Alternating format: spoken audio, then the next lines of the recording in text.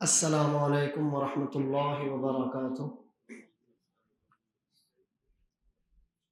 ان الحمد للہ نحمده ونستعینه ونستغفره ونعوذ باللہ من شرور انفسنا ومن سیئات اعمالنا، من يهده الله فلا مضل له ومن يضلل فلا هادي له، واشهد ان لا اله الا الله وحده لا شريك له واشهد ان محمدا عبده ورسوله، اما بعد فان خير الحديث كتاب الله وخير الهدي هدي محمد صلى الله عليه وسلم وشر الامور محدثاتها وكل محدثة بدعة وكل بدعة ضلالة وكل ضلالة في النار۔ محترم حاضرین، بزرگوں، نوجوانوں، معصوم بچوں اور قابل احترام پردہ نشین ماؤں، بہنوں اور بیٹیوں، الحمدللہ ہم نے جو نیا درس، باب، چیپٹر شروع کیا ہے وہ ہے من الشرک لبس الحلقۃ والخیط ونحوہما لرفع البلاء او دفعہ۔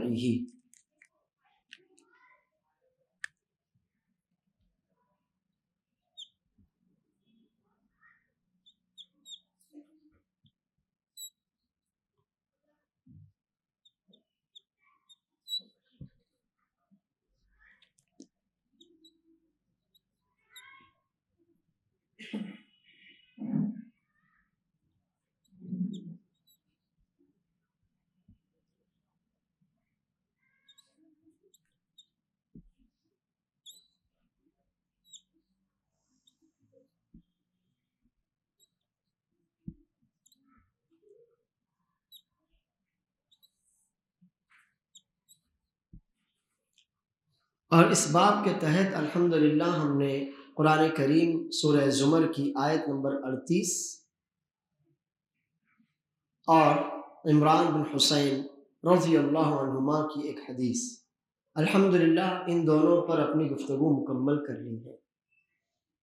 اگر آپ کا کوئی سوال ہو جو بعد میں ذہن میں آیا ہو تو آپ پوچھ سکتے ہیں۔ قل افرأیتم ما تدعون من دون اللہ ان ارادنی اللہ بضر هل هن کاشفات ضره او ارادنی برحمت هل هن ممسکات رحمتی قل حسبی اللہ۔ الحمدللہ یہ آیت مکمل ہو چکی۔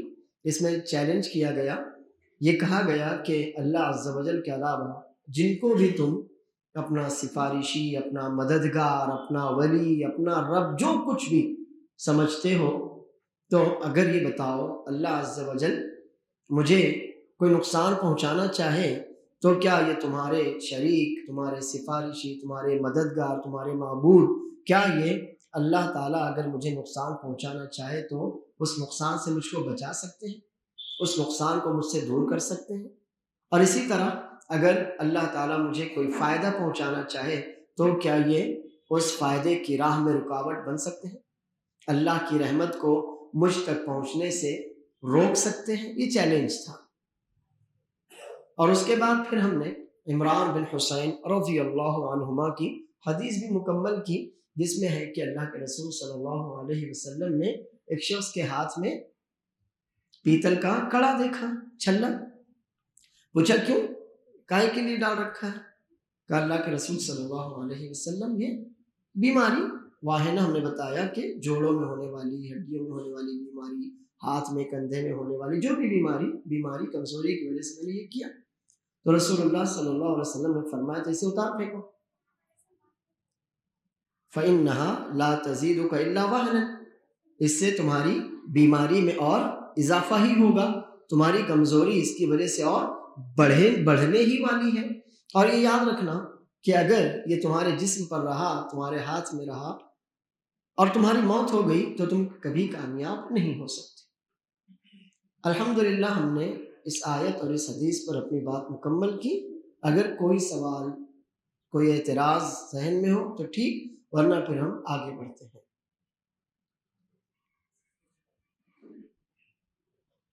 بسم اللہ، آج کا ہمارا جو درس ہے، اسی درس کو ہم آگے بڑھا رہے ہیں، اور وہ آپ کے سامنے سب سے پہلی حدیث عقبہ بن عامر رضی اللہ عنہ کی حدیث ہے. عقبہ بن عامر الجہانی قبیلہ جوہینہ کے تھے.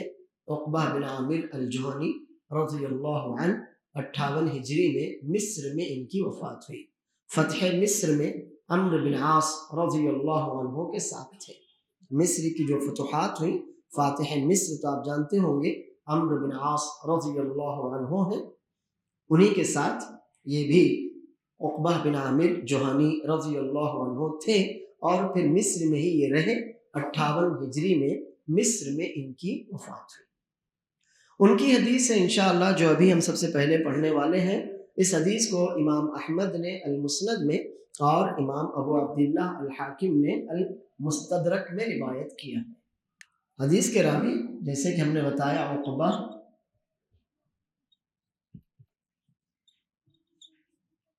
الجوہنی رضی اللہ عنہ ہیں. 58 ہجری میں مصر میں ان کی وفات ہوئی، اور یہ حدیث جو آپ کے سامنے آ رہی ہے انشاءاللہ اسے امام احمد نے المسند میں اور امام حاکم نے المستدرک میں روایت کیا ہے.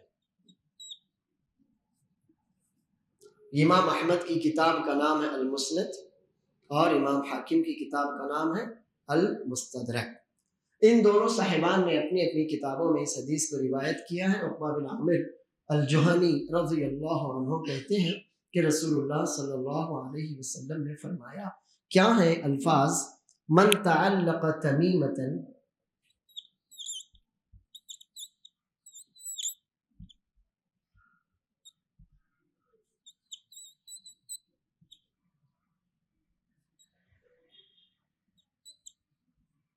فلا اتم اللہ لہ.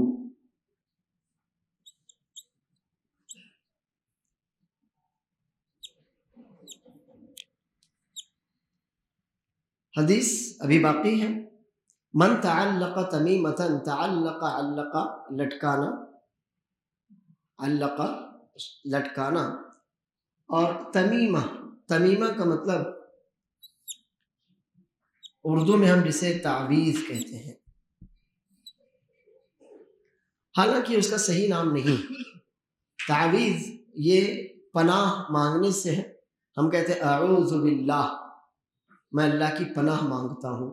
رسول اللہ صلی اللہ علیہ وسلم ہمیں حکم دیتے ہیں تعوذوا باللہ من جہد البلاء ودرک الشقاء وسوء القضاء وشماتۃ الاعداء. اللہ تعالیٰ کی پناہ مانگو سخت حیران کن مصیبت سے، بدبختی کے آ جانے سے، تقدیر کے برے فیصلے سے. یعنی اللہ کا فیصلہ تو اچھا ہے لیکن تم اسے اپنے حق میں برا بنا لو، اور دشمنوں کی ہنسی سے کہ تمہارا ایسا کوئی نقصان ہو کہ جس پر تمہارے دشمنوں کو خوشی ہو. تو کیا فرمایا رسول اللہ صلی اللہ علیہ وسلم نے؟ تعوذوا باللہ، اللہ کی پناہ مانگو. اور قرآن کریم کی آیتیں بھی اعوذ باللہ، قل اعوذ برب الفلق، قل اعوذ برب الناس. پھر ہم پڑھتے ہیں قرآن کریم شروع کرنے سے پہلے اعوذ باللہ من الشیطان الرجیم، جس کا مطلب ہوتا ہے پناہ مانگنا. تو تعویذ یہ صحیح لفظ نہیں ہے جو ہم استعمال کرتے ہیں. اس کے لیے جو لفظ استعمال کیا جانا چاہیے وہ ہے گنڈا.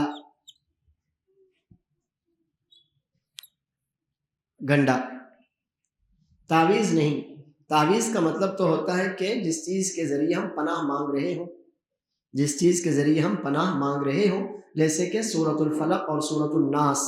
قرآن کریم کی یہ جو بالکل آخری کی دو صورتیں ہیں ان کو معوذتین کہتے ہیں، کہ یہ وہ دو صورتیں ہیں جن کے ذریعے ہم اللہ تعالیٰ کی پناہ مانگتے ہیں، یا یہ وہ دو صورتیں ہیں جن کے ذریعے اللہ کی پناہ حاصل کی جاتی ہے، یا یہ وہ دو صورتیں جن کے ذریعے اللہ تعالیٰ اپنے بندے کو اپنی پناہ میں لیتا ہے. تو سورۃ الفلق اور سورۃ الناس کو معوذتین کہتے ہیں. تو تعویذ سے ہے. اور ہم جو نعوذ باللہ ہم میں سے جو بھی اللہ ہدایت دے سب کو، جو لوگ اپنے گلے میں، اپنے کانوں میں، اپنے ہاتھ پر، کندھوں پر، یا کمر میں، یا پیر میں، یا اپنے گھروں میں یا دکانوں میں جو کچھ لٹکاتے ہیں، اس کے لیے جو لفظ استعمال کیا جانا چاہیے وہ گنڈا.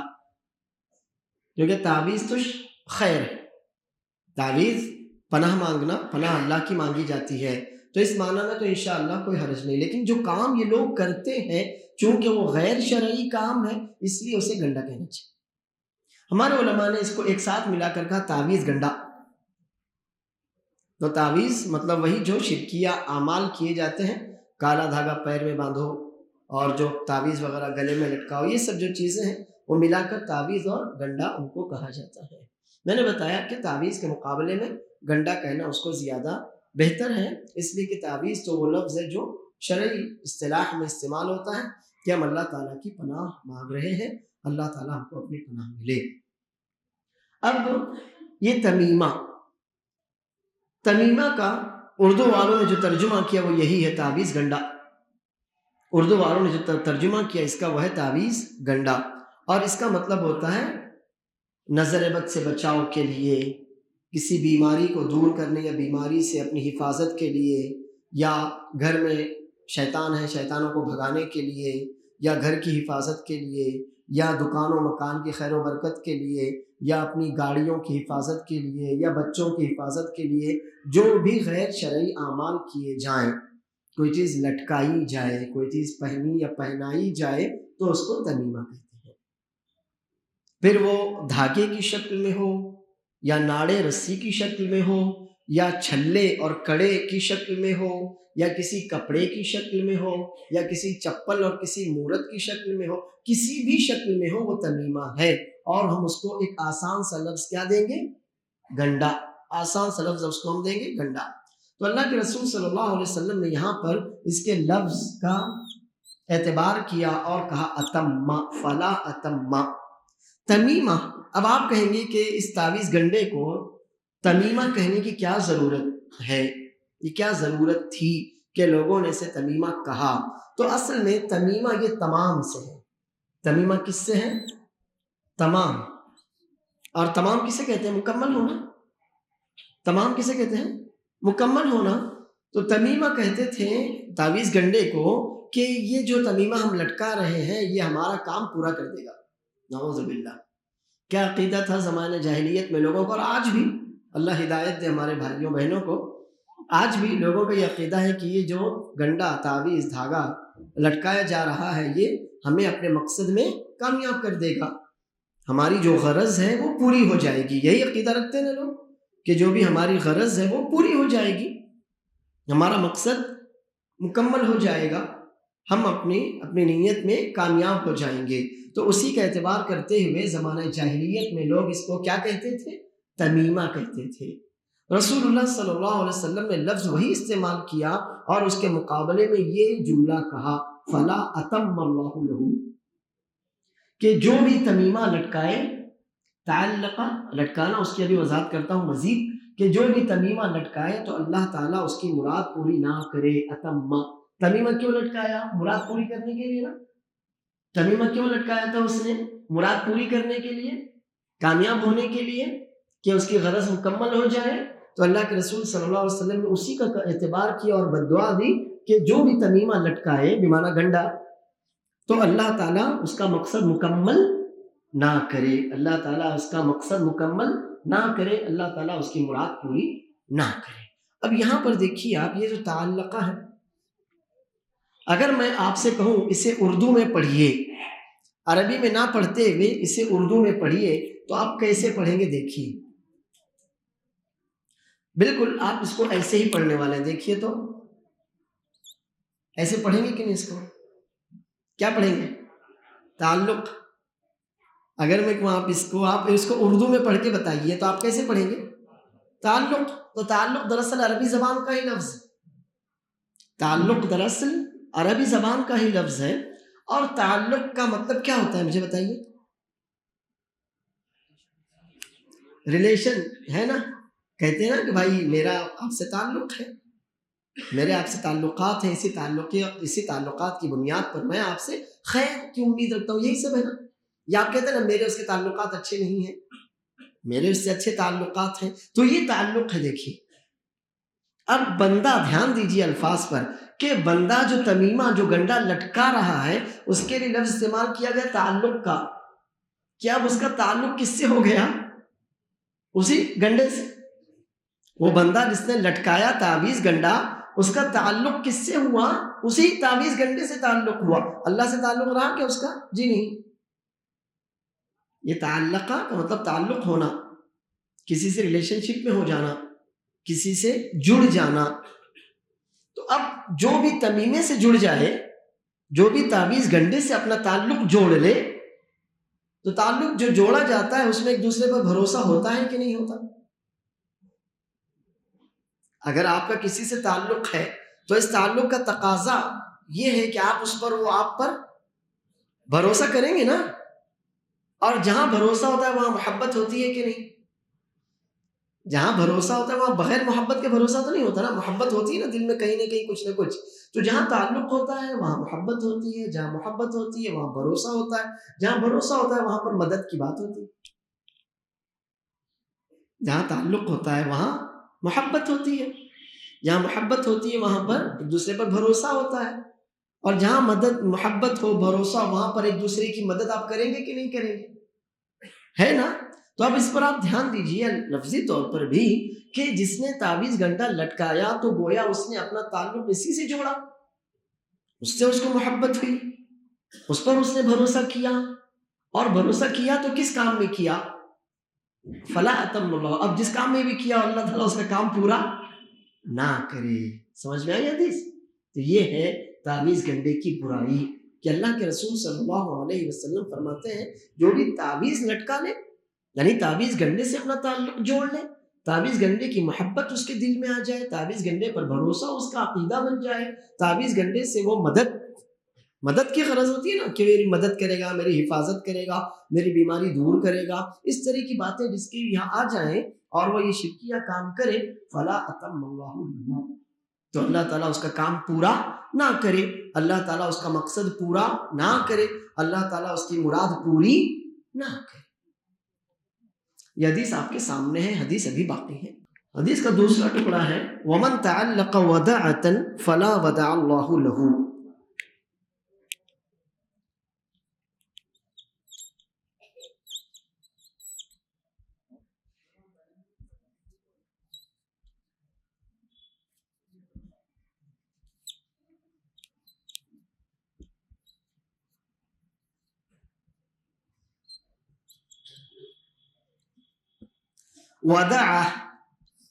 ودع سیپ جانتے؟ سیپ ریت میں جو آتی ہیں سیپیاں، ایسے گوٹے ٹائپ میں آتی ہیں.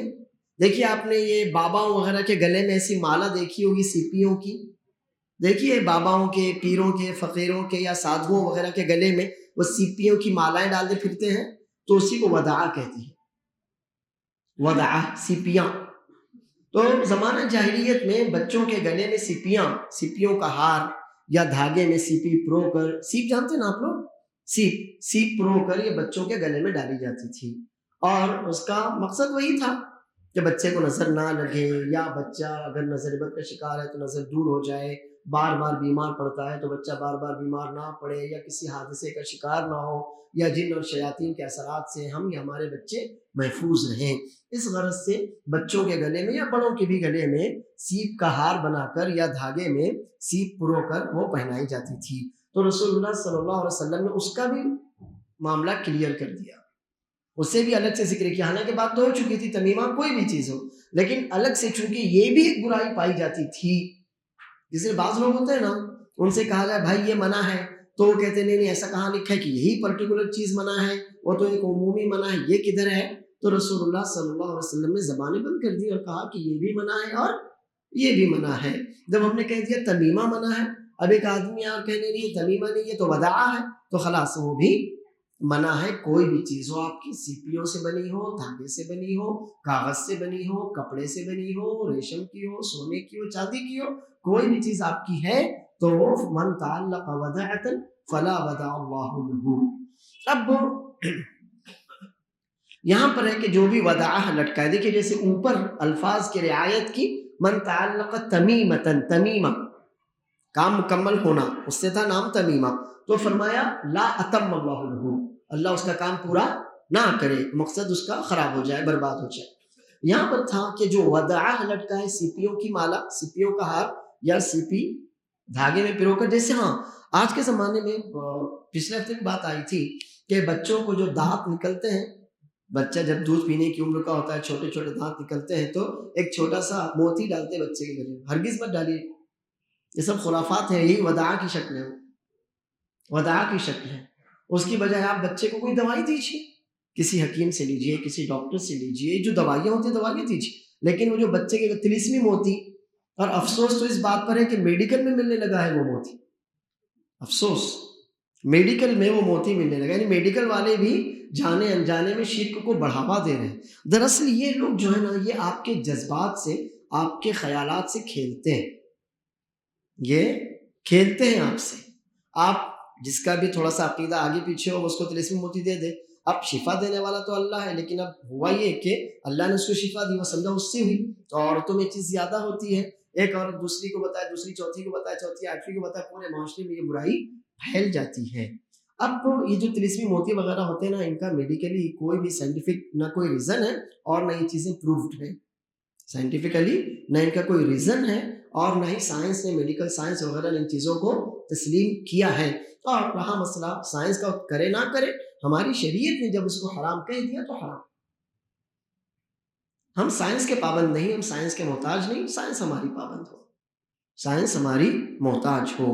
جب ہماری شریعت نے کہہ دیا یہ ختم ہے، یہ خلاص ہے، یہ خراب ہے، یہ اچھا نہیں ہے، تو اب ہمارا فرض ہے کہ ہم اس کو مان لیں. اب حدیث کیا کہتی ہے؟ من تعلق ودعتن، ودع سیپی لٹکانا، سیپیوں کا ہار، سیپیوں کی مالا یا سیپی، جو بھی آپ کو روئے، کوئی آدمی اگر اس کو لٹکاتا ہے، فلا ودع اللہ لہ.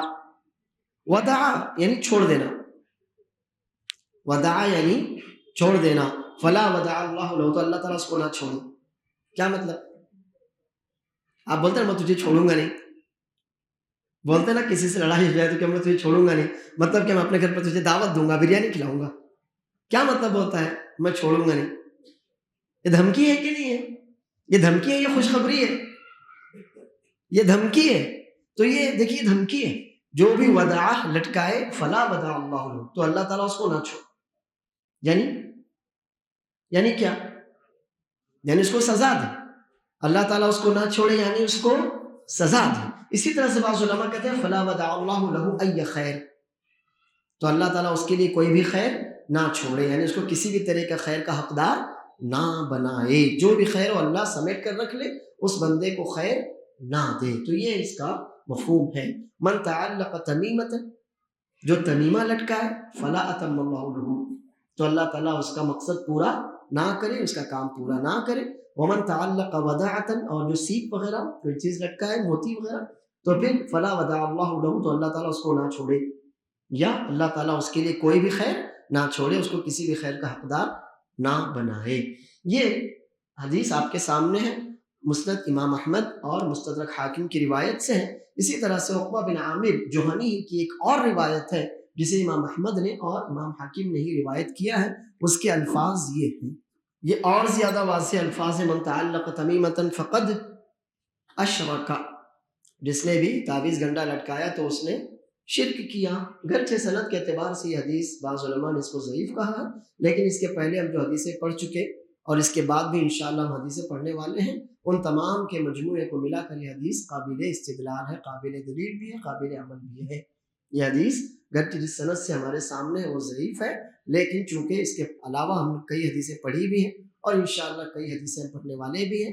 قرآن کریم کی آیتیں یہ سب ملا کر یہ حدیث حسن ہو جاتی ہے، جس کو ہم کہیں گے قابل استدلال، یعنی اس سے دلیل بھی دی جا سکتی ہے اور اس پر عمل بھی کیا جائے گا، یعنی یہ حکم لگایا جائے گا، یہ نتیجہ سنایا جائے گا. کس کا؟ من تعلق تمیمۃ فقد اشرک، جس نے بھی تعویذ گنڈے سے تعلق جوڑا. اب دیکھیے ایک اور بات پر دھیان دیجیے، تعلق جوڑنا یہ لٹکانے سے زیادہ عام ہے. میں کہوں لٹکانا اور میں کہوں تعلق جوڑنا، دونوں میں سے جو زیادہ عام کلمہ ہے وہ کون سا ہے؟ جس کے معنی زیادہ کشادہ ہیں وہ کون سا ہے؟ تعلق جوڑنا. تعلق جوڑنے میں یہ ہے کہ آپ نے اس چیز کو اچھا بھی سمجھا تو تعلق جوڑا، آپ نے خود نہیں پہنا کسی کو پہنایا تو بھی تعلق جوڑا، آپ نے نہ پہنا نہ پہنایا کسی کی رہنمائی کی تو بھی آپ نے اس سے تعلق جوڑا. تو تعلق جوڑنا، جس طرح کا بھی تعلق آپ جوڑیں، چاہے اس کو خود پہنیں، چاہے کسی کو پہنائیں، چاہے کسی کی رہنمائی کریں یا اس کام کو آپ اچھا سمجھیں، کسی بھی طرح سے اگر آپ نے ان تمام خرافات سے تعلق جوڑا تو پھر فقط اشرک، تو آپ نے کیا کیا؟ شرک کیا، آپ نے شرک کیا۔ اور ہم آپ کو اس کے پہلے بتا چکے ہیں کہ جو روایات کہتی ہیں کہ تعویذ گنڈا شرک ہے، تو یہاں پر شرک دو معنی میں ہے۔ ایک تو یہ ہے کہ اگر کوئی صرف اسی پر بھروسہ کر لے کہ وہی شفا دینے والا، وہی نجات دینے والا، وہی شر سے بچانے والا ہے، تو یہ شرک اکبر ہے۔ یہ کون سے شرک ہے؟ پھر شرک اکبر ہے۔ لیکن کوئی اسے بس ذریعہ سمجھے کہ شفا دینے والا تو اللہ ہی ہے، لیکن یہ ایک ذریعہ ہے جسے میں نے اختیار کیا، تو بھی یہ شرک ہے، مگر کون سا ہے؟ شرک اصغر ہے۔ مگر اتنا ضرور دھیان رکھیے، شرک اکبر، شرک اصغر، ٹھیک ہے، شرک اکبر کا نتیجہ یہ ہوتا ہے کہ بندہ اسلام سے خارج ہو جاتا ہے، اور اللہ نہ کرے اگر اسی پر مر جائے تو جہنم میں وہ ہمیشہ ہمیشہ رہے گا۔ یہ شرک اکبر۔ اور شرک اصغر یہ ہے کہ وہ کبیرہ گناہوں میں سب سے بڑا گناہ، شرک کے بعد کبیرہ گناہوں میں وہ سب سے بڑا گناہ ہے، جس عمل میں اس کو برباد کر دیتا ہے۔ قیامت کے دن اللہ اس کو سزا دے گا، اور انشاءاللہ لیکن وہ بندہ چونکہ شرک اصغر کا مرتکب ہوا تھا تو اللہ اس کو انشاءاللہ معاف کر دے گا۔ یہ فرق ضرور ہے، مگر ایک بات یاد رکھیے، اور وہ یہ کہ شرک تو بہرحال شرک تو بہرحال شرک ہے، پھر وہ اکبر یا اصغر وہ بعد کا مسئلہ ہے۔ شرک بہرحال شرک ہے، ٹھیک ہے، وہ بات کا مسئلہ ہے کہ وہ اکبر ہے یا اصغر، لیکن بنیادی طور سے شرک شرک ہے۔ اس لیے بھی ہم کو خاص طور پر تمام عقائد اور اعمال میں شرک سے بچنا ضروری ہوتا ہے۔ اب جس نے بھی تمیمہ لٹکایا، تعویذ گنڈا لٹکایا ہاتھ میں، کمر میں، گلے میں، بغل میں، کندھے پر یا بازو پر یا گھر میں یا جانوروں پر، کہیں بھی اس نے تمیمہ لٹکایا، تعویذ گنڈا لٹکایا، تو اس نے شرک کیا۔ یہ حدیث ہماری مکمل ہو گئی، تینوں الفاظ آپ یاد رکھیے۔ اب اگلا ایک چھوٹا سا اثر کہہ لیجئے یا حدیث کہہ لیجئے آپ کے سامنے رکھتا ہوں، اور اس کے راوی حذیفہ بن یمان رضی اللہ عنہما۔ یہ اثر یعنی صحابی کا قول، صحابی کا عمل اثر کہلاتا ہے۔ صحابی کا قول، صحابی کا عمل اثر کہلاتا ہے۔ اثر یعنی یہ اثر، ویسے حدیث کو بھی اثر کہہ سکتے ہیں، مگر یہاں مراد ہے صحابی کا قول اور صحابی کا عمل اثر کہلاتا ہے۔ یہ اثر جو میں آپ کے سامنے رکھنے والا ہوں، اسے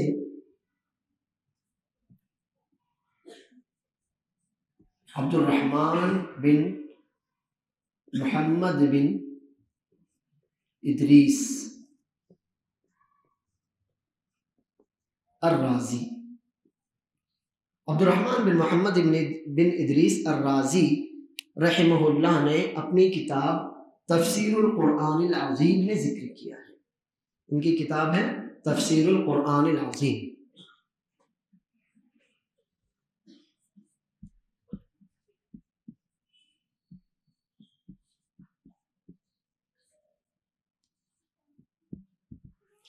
تفسیر القرآن العظیم، عبد الرحمن بن محمد بن ادریس الرازی رحمہم اللہ، ان کے والد محمد بن ادریس یہ بھی بڑے محدثین میں سے تھے، امام بخاری کے ہم زمانہ۔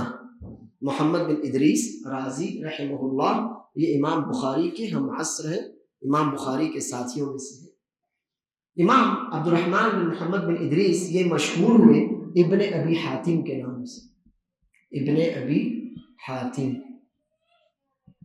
الرازی، ابن ابی حاتم الرازی کے نام سے یہ مشہور ہوئے۔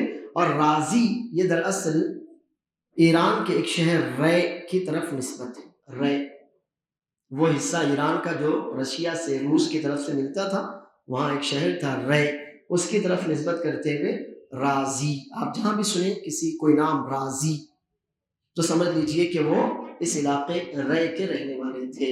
یہ ایران کا وہ علاقہ جو روس سے ملتا ہے۔ تو یہ محمد بن ادریس، عبد الرحمن بن محمد بن ادریس ابن ابی حاتم الرازی، ابن ابی حاتم کے نام سے یہ مشہور ہیں، اور رازی ان کی نسبت ہے اپنے شہر، اپنے علاقے کی طرف۔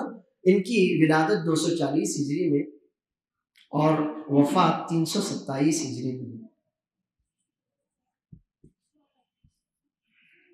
ان کی ولادت 240 ہجری میں اور وفات 327 ہجری میں ہوئی رحمہ اللہ۔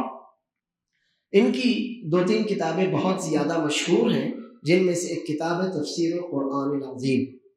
اسی کے نام پر ابن کثیر رحمہ اللہ کا نام تو آپ نے سنا ہوگا، تفسیر ابن کثیر یقیناً آپ نے سنا ہوگا۔ تفسیر ابن کثیر تفسیر کی کتابوں میں بہت اونچے درجے کی کتاب ہے، تو امام ابن کثیر رحمہ اللہ نے بھی اپنی کتاب کا نام اسی کتاب کے نام پر رکھا تھا۔ ان کی کتاب کا نام بھی ہے تفسیر القرآن العظیم، جس کو ہم تفسیر ابن کثیر کے نام سے جانتے ہیں، اور انہوں نے بھی اپنی کتاب کا نام رکھا تفسیر القرآن العظیم۔ اس میں انہوں نے صرف صحابہ، تابعین اور تبع تابعین کے اقوال و آثار نقل کیے۔ اس کتاب میں انہوں نے صحابہ، تابعین اور تبع تابعین وغیرہ کے ہی اقوال اور آثار قرآن کریم کی آیتوں میں ذکر کیے، تفسیر میں ذکر کیے ہیں۔ عبد الرحمن بن محمد بن ادریس، یہاں پر ایک اور بات جو میں بتانا چاہتا ہوں وہ ہے محمد بن ادریس ایک بہت بڑے امام کا نام ہے۔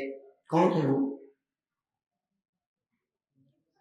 محمد بن ادریس امام شافعی رحمہ اللہ، امام شافعی رحمہ اللہ کا نام بھی ہے محمد بن ادریس، تو دھوکہ مت کھائیے، یہ الگ ہے۔ یہ عبد الرحمن بن محمد بن ادریس الرازی ہیں، اور امام شافعی محمد بن ادریس الہاشمی ہیں، رسول اللہ صلی اللہ علیہ وسلم کے خاندان سے ہیں۔ امام شافعی محمد بن ادریس الشافعی الہاشمی رسول اللہ صلی اللہ علیہ وسلم کے خاندان سے ہیں، تو وہ الگ ہیں، یہ الگ ہے۔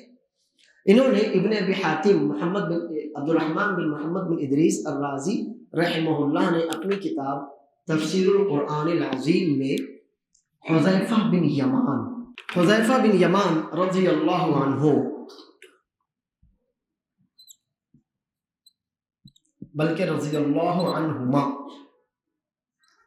باپ بیٹے دونوں صحابی ہیں۔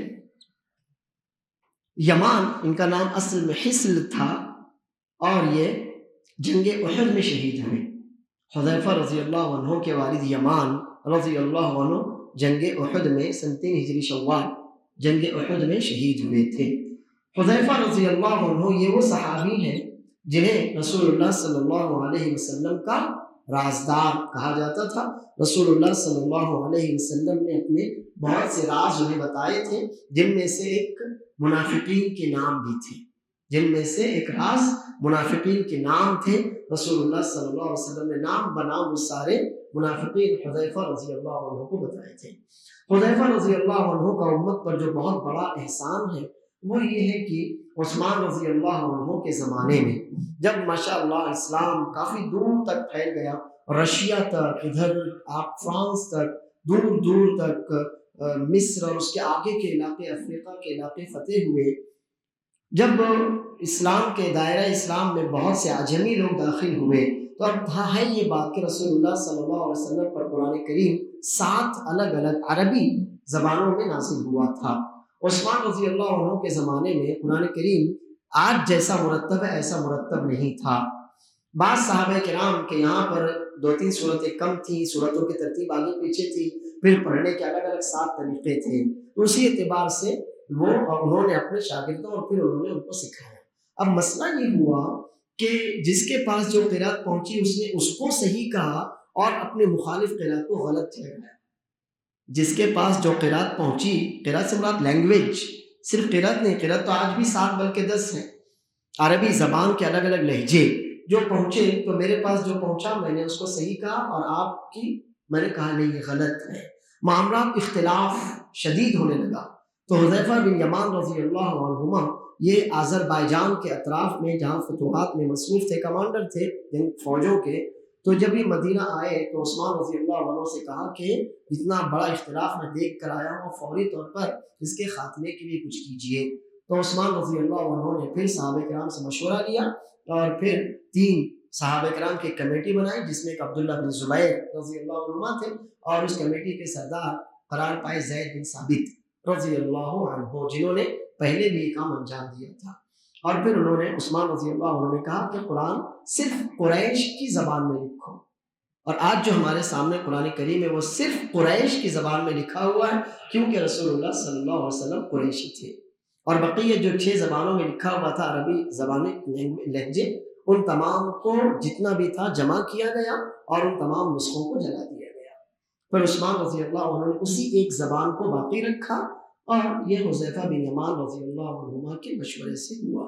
حذیفہ رضی اللہ عنہ کی وفات 36 ہجری میں مدائن میں ہوئی، یہ عراق کا ایک شہر ہے۔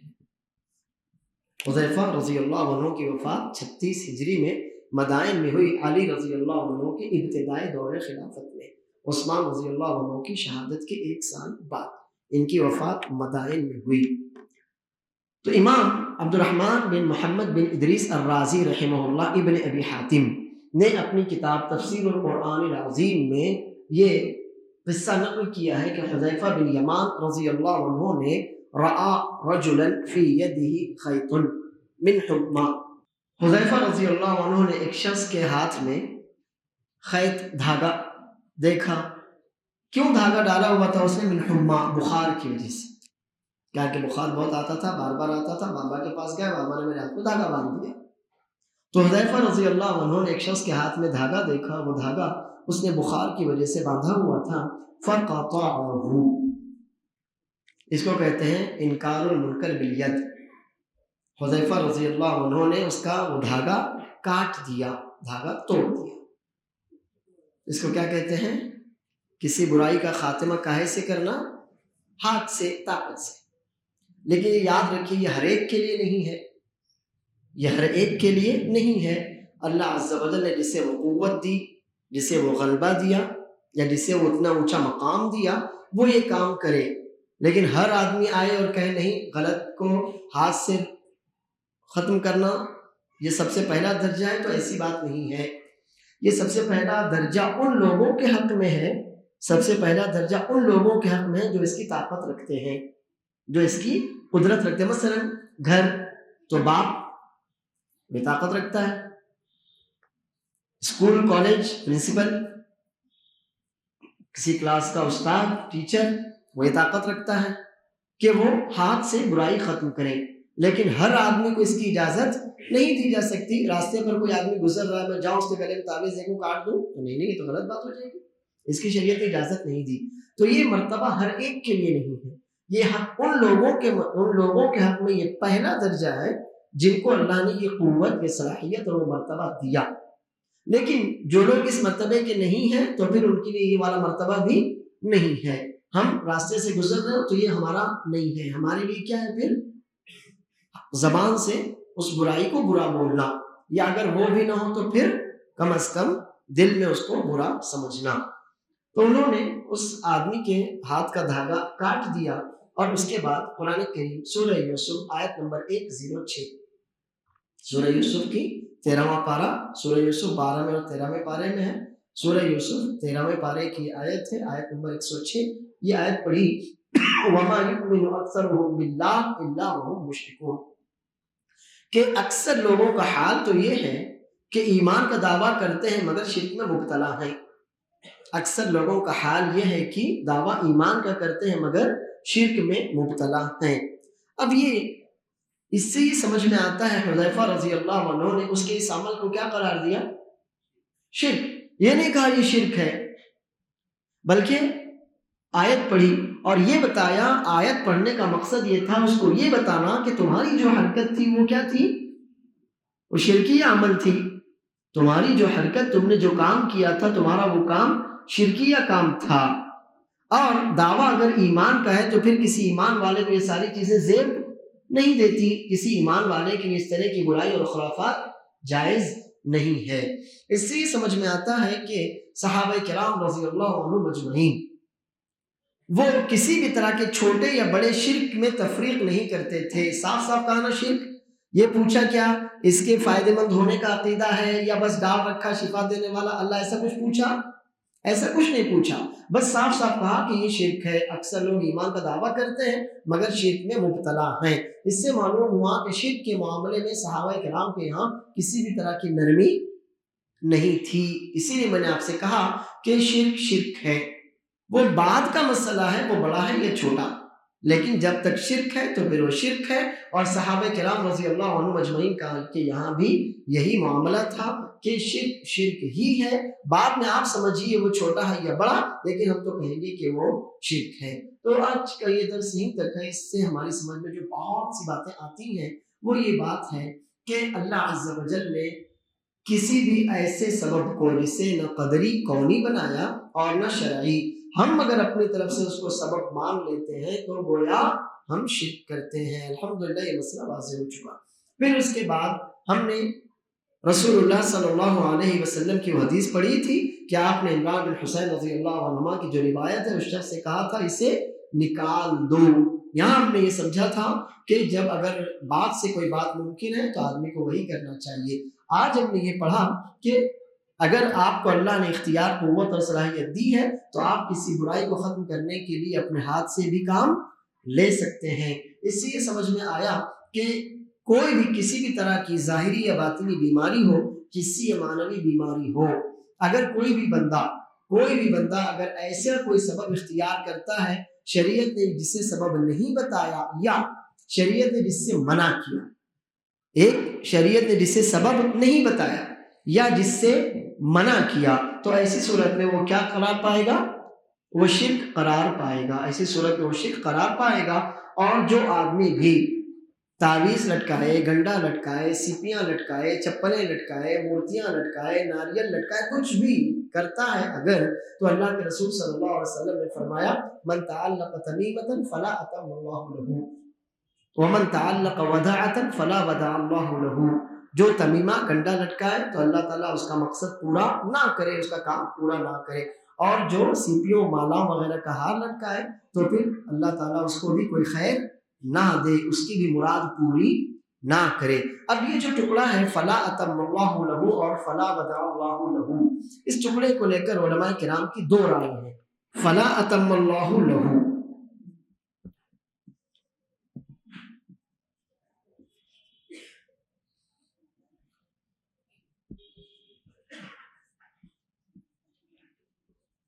اسے لے کر علماء کرام کی دو رائے ہیں۔ پہلی رائے تو یہ ہے کہ یہ خبر ہے، یہ خبر ہے، یعنی نبی صلی اللہ علیہ وسلم ہم کو یہ بتانا چاہتے ہیں کہ اللہ اس کا کام پورا نہیں کرے گا۔ خبر کا مطلب نبی صلی اللہ علیہ وسلم ہم کو ایک خبر دے رہے ہیں کہ جس نے بھی تمیمہ گنڈا وغیرہ لٹکایا تو اللہ تعالیٰ اس کا کام پورا نہیں کرے گا، اور جس نے بھی ایسی کوئی مالا سپیاں وغیرہ لٹکائیں تو اللہ تعالیٰ اس کو خیر نہیں دے گا۔ ایک قول تو یہ ہے، اور دوسرا قول ہے کہ نہیں، یہ خبر نہیں بلکہ بددعا، یہ خبر نہیں بلکہ بددعا ہے۔ اور یہ عربی زبان کا اسلوب ہے کہ بعض دفعہ دعا اور بددعا کے لیے خبر کا اسلوب اختیار کرتے ہیں۔ مثلا ہم صحابہ کرام کا جب نام آتا ہے تو کہتے ہیں رضی اللہ عنہ، یہی کہتے ہیں نا، رضی اللہ عنہ۔ تو بنیادی طور سے یہ جو رضیہ ہے یہ ورب ہے، پاسٹ ٹینس، یہ پاسٹ ٹینس ہے، اور لفظ جلالہ اللہ تعالیٰ کا جو نام ہے یہ اس کا سبجیکٹ ہے۔ تو رضی اللہ عنہ یہ خبر، اللہ تعالیٰ ان سے راضی ہوا، یہ خبر ہے، لیکن ہم اس کو خبر کے معنی میں نہیں بلکہ دعا کے معنی میں لیتے ہیں کہ اللہ تعالیٰ ان سے راضی ہو۔ اگر خبر کے معنی میں لے تو بھی صحیح ہے، اللہ نے خود کہا رضی اللہ، اور اگر دعا کے معنی میں لے کہ اللہ ان سے راضی ہو تو بھی صحیح ہے۔ اسی طرح سے چھینک کا جواب آپ کو معلوم ہوگا، کسی کو چھینک آئے تو وہ کیا کہتا ہے؟ الحمدللہ، کہ جو گندگی تھی اللہ نے نکال باہر کی، اللہ کا شکر، نقصان سے بچا لیا، اللہ کا شکر۔ جو سننے والا ہے وہ کیا کہتا ہے؟ یہ یرحمک اللہ جو ہے نا، یہ خبر ہے یا دعا، وہی دونوں باتیں آپ کے سامنے۔ یرحمو یہ فعل ہے، ورب ہے، اس میں ایٹ اے ٹائم زمانہ حال یعنی پریزنٹ اور زمانہ مستقبل یعنی فیوچر دونوں پایا جاتا ہے۔ اس کا ترجمہ ہوتا ہے اللہ تعالیٰ تم پر رحم کرتا ہے، یا ہم کہیں گے اللہ تعالیٰ تم پر رحم کرے گا، لیکن یہ معنی نہیں ہوتا اس کا معنی ہوتا ہے دعا، اللہ تعالیٰ تم پر رحم کرے، اللہ تم پر رحم کرے۔ تو یہ عربی زبان کا اسلوب ہے، انداز بیان ہے کہ بعض دفعہ ہم اپنے کلام میں، اپنی بات چیت میں ورب یعنی فعل استعمال کرتے ہیں، لیکن وہاں پر خبر دینا مقصود نہیں ہوتا کہ ایسا ہوا، ایسا ہوگا، جی نہیں، خبر دینا مقصود نہیں ہوتا، بلکہ دعا یا بددعا مراد ہوتی ہے، دعا یا بددعا مراد ہوتی ہے۔ جیسے ہم نے کہا رضی اللہ عنہ، اللہ ان سے راضی ہوا، یہاں پہ اللہ ان سے راضی ہو۔ اسی طرح ہم کہتے ہیں یرحمک اللہ، اللہ تم پر رحم کرے، یہ دعا ہے۔ تو ایسا بعض علماء کا دوسرا قول ہے کہ اس سے مراد بد دعا ہے، کہ جس نے بھی تمیمہ لٹکایا تو اللہ اس کا کام پورا نہ کرے۔ جس نے بھی ودع سیپیوں کی مالا لٹکائی تو اللہ تعالیٰ اس کے لیے کوئی خیر نہ چھوڑے، اللہ اس کو کوئی خیر نہ دے، تو یہ بد دعا ہے۔ اب اس سے بعض علماء کرام جنہوں نے یہ کہا کہ یہ بد دعا ہے، وہ یہ بھی کہتے ہیں کہ اگر آپ کسی کو شرکیہ کاموں میں مبتلا دیکھیں، آپ کے سمجھانے کے باوجود وہ باز نہ آئے تو آپ اس کو یہ بد دعا دے سکتے ہیں۔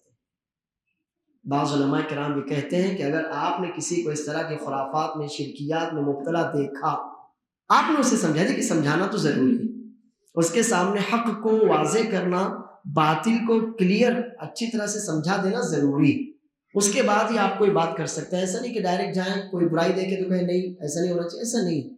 آپ نے دیکھا کسی کے گلے میں تعویذ ہے، کسی کے ہاتھ میں کڑا ہے، کسی کی ناک میں چھلا ہے، کسی کی کمر میں کچھ بھی آپ نے جو دیکھا، آپ کو اطلاع ملی، تو آپ کا فرض کیا ہوتا ہے؟ پہلا آپ پہلے پوچھیں۔ رسول اللہ صلی اللہ علیہ وسلم نے پوچھا تھا نا، ما ہذی، پہلے آپ پوچھیں، یعنی اس کے دل کی بات نکالیں کہ بھائی یہ کیوں آپ نے کیوں کیا، یہ کیوں پہنا، یہ کیوں گلے میں پیر میں ڈالا، آپ پہلے اس سے پوچھ لیجئے تاکہ وہ پوری اپنی بات آپ کو بتا دے۔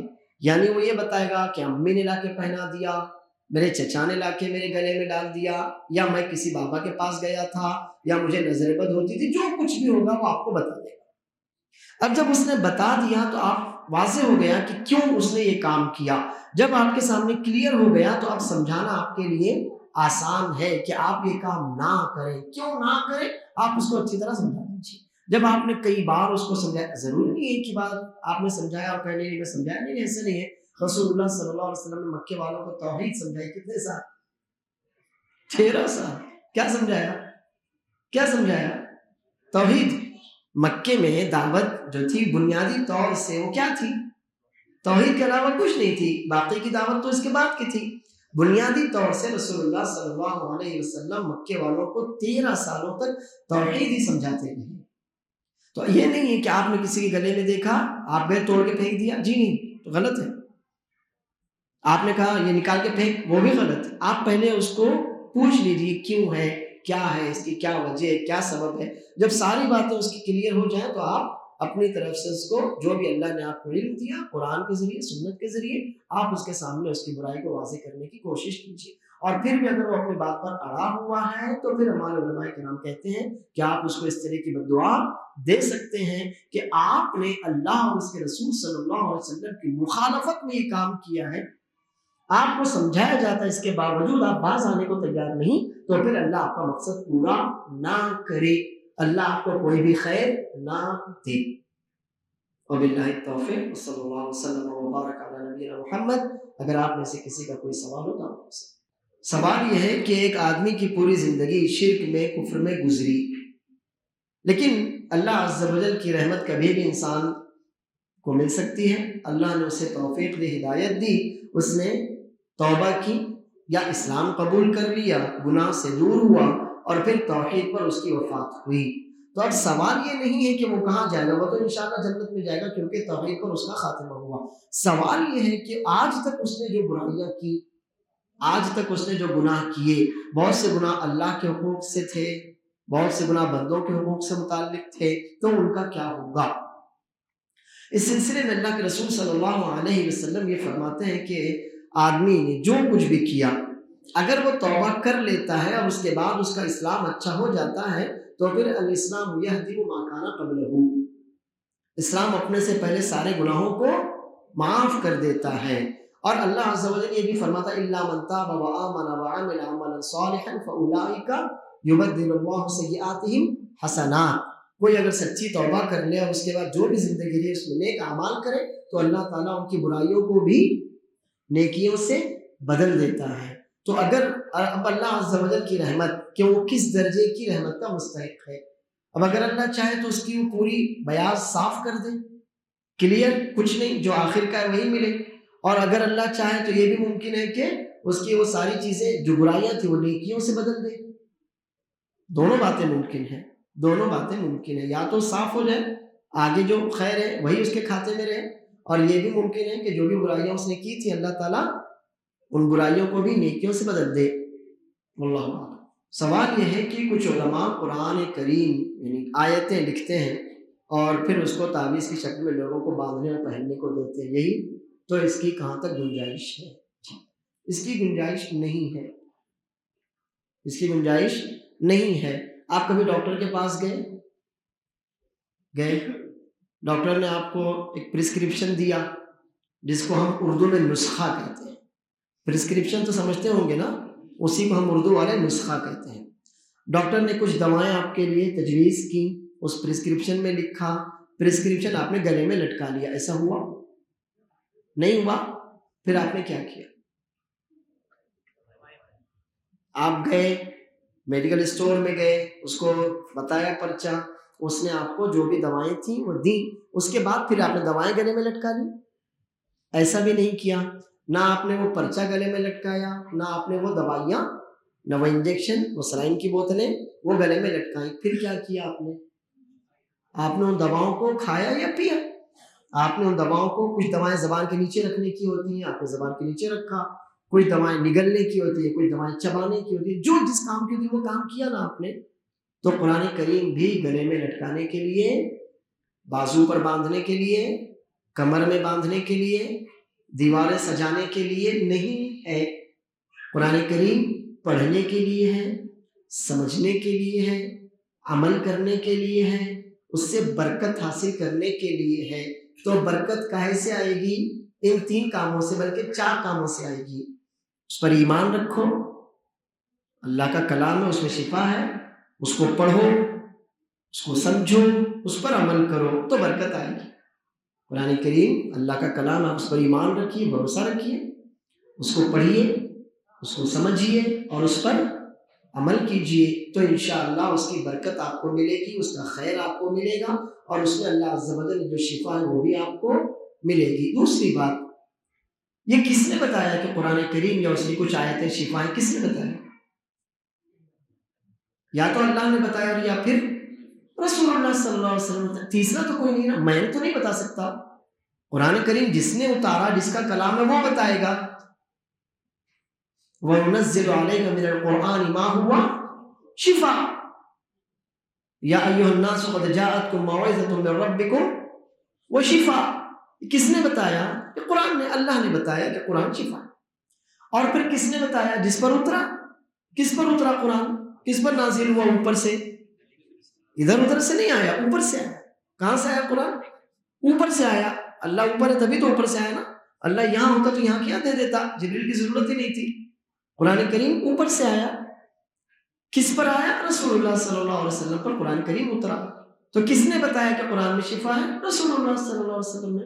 مثلا سورۃ الفاتحہ، آپ نے کہا نا اس میں شفا ہے، آخری کے تینوں قل آپ نے بتایا نا کہ اس میں شفا ہے، تو کیا آپ نے کیسے بتایا کہ اس میں شفا ہے؟ کیا کرنے سے شفا ملے گی؟ دم کرنے سے، پڑھنے سے، یہی کہا نا آپ نے کہ آپ اس کو پڑھیے۔ رسول اللہ صلی اللہ علیہ وسلم یا خود یا آپ کے گھرانے میں سے کوئی بیمار ہو جاتا، عائشہ رضی اللہ عنہا کی صحیح بخاری کی روایت ہے، وہ کہتی ہے کہ رسول اللہ صلی اللہ علیہ وسلم یا آپ کے افراد خانہ میں سے کوئی بیمار ہو جاتا تو رسول اللہ صلی اللہ علیہ وسلم اس کے اوپر آخری کے تینوں قل، اخلاص، فلق اور ناس، آخری کے تینوں قل پڑھ کر دم کرتے تھے، اس کے اوپر اپنے اس طرح سے ہاتھ پھیرتے تھے۔ تو سمجھ میں آیا کہ قرآن کریم پڑھا جائے گا، دم کیا جائے گا، یہ شفا کا ذریعہ ہے۔ ہم کہیں بھی نہیں پاتے قرآن کریم میں، کہیں بھی ایسا نہیں کہ اللہ نے کہا اسے لٹکاؤ، ایسا کہیں نہیں ہے، یا رسول اللہ صلی اللہ علیہ وسلم نے خود لٹکایا ہو یا کسی کو لٹکانے کے لیے کہا ہو، ایسا تو کہیں نہیں ہے۔ اللہ عز و جل نے کہا شفا ہے تو رسول اللہ صلی اللہ علیہ وسلم نے اس شفا کو حاصل کرنے کا ذریعہ بتایا کہ وہ شفا کیسے حاصل کی جا سکتی ہے۔ اب پھر ہمارا یہ واپس ہم آتے ہیں اپنی پہلی بات کی طرف، وہ یہ کہ اب جب اللہ نے نہیں بتایا، اللہ کے رسول صلی اللہ علیہ وسلم نے نہیں بتایا، تو پھر ہم اور آپ کیسے بتا سکتے ہیں اس چیز کو؟ جس کا کلام ہے اس نے تو نہیں بتایا، جس پر اترا اس نے بھی نہیں بتایا۔ پھر اگر میں کہتا ہوں کہ اس کو لٹکانے سے شفا ملے تو میں نے اپنے آپ کو کس کے مقابلے میں کھڑا کر لیا؟ اللہ کے، نعوذ باللہ۔ اللہ نے نہیں بتایا نا، میں بتاتا ہوں، تو میں نے کیا کیا اپنے آپ کو؟ لا حول ولا قوت الا باللہ۔ تو یہ قاعدہ جو میں نے آپ کے سامنے بالکل اس سلسلے کی سیریز کا جو پہلا درس تھا، پہلا، دوسرا، تیسرا، آج کا تیسرا تھا، تو جو پہلا درس تھا اس میں آپ کے سامنے علامہ محمد بن صالح العثیمین رحمہ اللہ کا بتایا ہوا قاعدہ آپ کے سامنے ذکر کیا تھا، من جعل سببا لم يجعله الله سببا شرعيا ولا قدريا فقد اثبت نفسه شريكا مع اللہ، کہ جس نے ایسا کوئی بھی سبب بتایا آپ کو جسے اللہ نے سبب نہیں بتایا، نہ شرعی طور پر کہ قرآن سے ہو سنت سے ہو، اور نہ لوگوں کے تجربات، میڈیکل سائنس میں لوگوں نے تجربات کر کے وہ نتیجہ نکالا ہو، ایسا کچھ بھی نہیں ہے، اور پھر یہ آدمی آپ کو بتاتا ہے تو اس نے کیا کیا، اپنے آپ کو اللہ تعالیٰ کا شریک قرار دیا، نعوذ باللہ، کتنی بدترین بات ہے۔ تو اس لیے کوئی بھی وہ عالم ہو، اللہ ہم کو ان کو سب کو ہدایت دے، کوئی بھی وہ ہو، آپ ان سے کہیں کہ قرآن کریم لٹکانا شفا نہیں ہے، قرآن کریم پر ایمان، اس کی قرات و تلاوت، اس میں تدبر، غور و فکر، اس کی سمجھ اور اس پر عمل، اس میں شفا ہے۔ واللہ اعلم۔ آپ کا کام سمجھانا ہے، آپ نے سمجھایا، ہر طرح سے کلیئر کیا، اس کے بعد یہ 2 جملے آپ کو ہم نے سکھائے، ہم نے نہیں سکھائے، نبی صلی اللہ علیہ وسلم نے سکھائے۔ جب نبی صلی اللہ علیہ وسلم نے آپ کو سکھا دیے تو آپ مجھ سے نہ پوچھیں، آپ کے سامنے ہے۔ جی بولیں۔ سوال یہ ہے کہ جو لوگ پانی میں پھونکتے ہیں، پھونک کر دیتے ہیں، تو اس کے بارے میں کیا حکم ہے؟ دیکھیے جی، ہاں ٹھیک ہے، ان کا تو جانے دیجیے، ہم مسلمانوں کی بات کریں، غیر مسلموں کا کیا؟ ان کا تو نہ کوئی عقیدہ نہ کوئی ایمان، نہیں، مسلمانوں کی بات ہے کہ ہم مسجدوں کے باہر نکلتے ہیں تو کچھ لوگ بوتل لے کر کھڑے ہوتے ہیں، پانی لے کر کھڑے ہوتے ہیں، یا کچھ علماء ایسے ہوتے ہیں جو پانی میں دم کرتے ہیں۔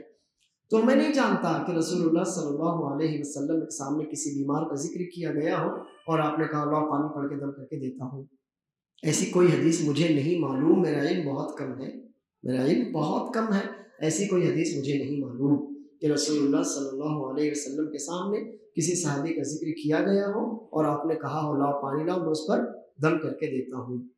ہاں، بعض صحابہ کرام کے کچھ آثار، جو میں نے اثر بتایا نا، صحابہ کرام کے اقوال اور ان کے اعمال، بعض صحابہ کرام رضی اللہ عنہ مجمعین کے کچھ آثار اور اقوال اس سلسلے میں ملتے ہیں، لیکن علامہ البانی رحمہ اللہ نے ان تمام کو ضعیف قرار دیا، لیکن علامہ البانی رحمہ اللہ نے ان تمام کو ضعیف قرار دیا ہے۔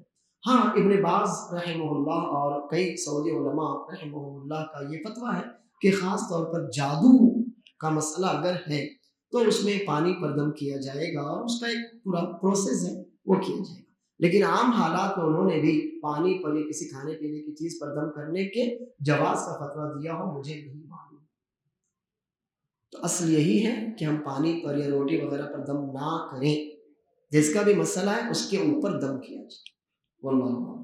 سوال یہ ہے کہ برائی کے روکنے کے درجات ہیں، ایک تو یہ ہے کہ آپ ہاتھ سے روکیے، دوسرا آپ زبان سے روکیے، تیسرا دل میں برا جانیے۔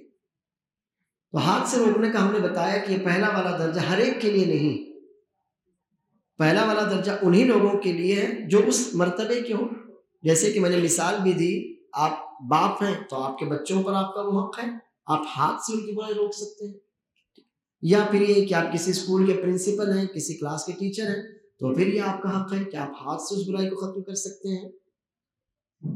دوسرا درجہ جو زیادہ تر لوگوں کے لیے پہلا درجہ ہے، اور وہ ہے کہ ہم کسی برائی کو دیکھیں تو زبان سے منع کریں، اور ہم میں سے اکثر لوگوں کے لیے یہی پہلا درجہ ہے۔ ہم راستے سے جا رہے ہوں، کوئی بندہ کسی برائی میں مصروف ہو، ظاہر ہے ہم کسی بھی بندے کو ہاتھ سے تو نہیں روک سکتے، زبان سے بول سکتے ہیں نا، وہی ہمارے لیے پہلا درجہ ہے۔ اور اس کے بعد جو تیسرا درجہ ہے وہ بالکل لاسٹ آخری کیٹیگری کا ہے کہ آپ دل میں برا جانیں، اور دراصل دل میں برا جاننے کا تعلق آپ کے ایمان سے ہے، دل میں برا جاننے کا تعلق آپ کے ایمان سے ہے، کیونکہ کسی برائی کو آپ برائی جب تک سمجھیں گے نہیں تب تک اس کو روکیں گے نہیں۔ آپ کسی بھی برائی سے کب روکیں گے؟ جب پہلے آپ اس کو برا سمجھیں، اگر برا سمجھیں گے ہی نہیں تو روکیں گے بھی نہیں۔ اصل جو تعلق ہے برائی کو برائی سمجھنے کا، وہ آپ کے دل اور آپ کے ایمان کا سے تعلق ہے۔ اب اگر آپ کسی برائی کو اپنی زبان سے دفع کر سکتے تھے، بول سکتے تھے کہ یہ غلط ہے، اور پھر آپ نے صرف اپنے دل میں اس کو برا سمجھا اور گزر گئے، تو واللہ عالم میں سمجھتا ہوں کہ آپ نے جو شریعت نے آپ کے اوپر کام فرض قرار دیا تھا اس میں کوتاہی کی، اللہ کی طرف سے یا رسول اللہ صلی اللہ علیہ وسلم کی طرف سے جو حکم آپ کو ملا تھا کہ آپ اس برائی کو ہاتھ سے روکیے، آپ نے اس کام میں کوتاہی کی، اور یہ کوتاہی جانتے بوجھتے طاقت رکھتے ہوئے ہوئی، لہٰذا ممکن ہے کہ ایسا آدمی اللہ عز و جل کے یہاں قابل مواخذہ ہوگا۔ اور دراصل ایک بات یہ ہے کہ آج معاشرے میں جو بہت سی برائیاں پھیلی ہوئی ہیں، ان کی ایک وجہ یہ بھی ہے کہ ہم کسی برائی پر لوگوں کو ٹوک سکتے ہیں مگر نہیں ٹوکتے، جانے تو اپنے کیا جا رہا ہے، حالانکہ ٹوک سکتے ہیں۔